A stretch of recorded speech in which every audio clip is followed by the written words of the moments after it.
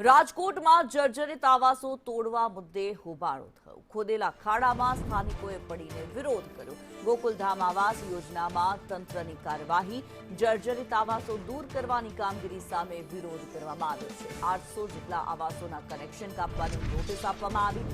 આવાસોના નળ, light connection કાપવાનું શરૂ કરવામાં આવ્યું। આરએમસી કચેરી ખાતે લોકોનું ટોળું પહોંચ્યું। આરએમસી કચેરી ખાતે વિરોધ નોંધાવવામાં આવ્યો।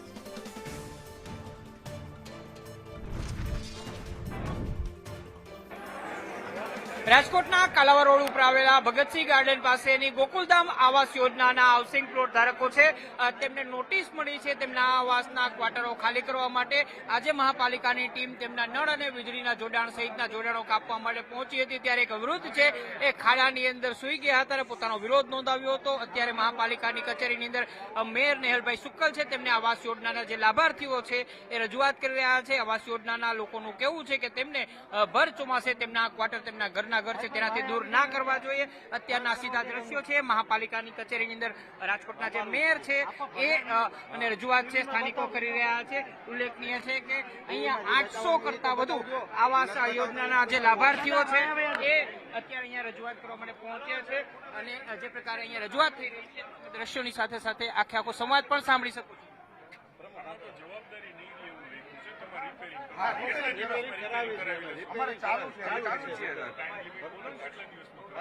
શરૂ કરાવી દે 2-4 મહિના ચોમાસા જાય 700 રિપેરિંગ રહેતા વાતો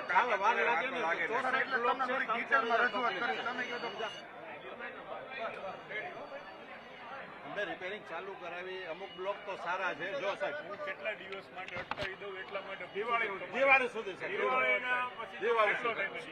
દિવાળીના 4 મહિના 10મો મહિનો બરાબર સારું અટકાવી દો। બીજો 5-7 લોકો અહીંયા આવાસ યોજનાના જે લાભાર્થીઓ છે શું કીધું મેયરે, શું જવાબ આપ્યો? કીધું કે અત્યારે અટકાવી રહી છે, તમે દિવાળી સુધીમાં રિનોવેશન કરવામાં એવું જાણ કરવામાં આવેલ છે। આવે હમણાં આવે વક્તા આવે હમણાં વક્તાજી છે ને એ આવે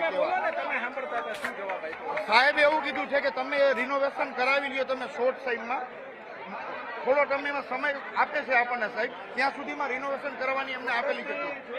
ચોક્કસથી રાજકોટના મેયર છે એમને આવાસ યોજનાના જે લાભાર્થીઓ છે તેમને ખાતરી આપી છે કે તેમને જેટલો ટાઈમ જોઈએ એટલો ટાઈમ રિપેરિંગ માટે આપવામાં આવશે। લાભાર્થીઓ કહ્યું છે કે દિવાળી સુધીનો ટાઈમ આપવામાં આવે જેથી કરીને તેઓ 800 જેટલા આવાસો છે તેને રિપેરિંગ કરાવી શકે।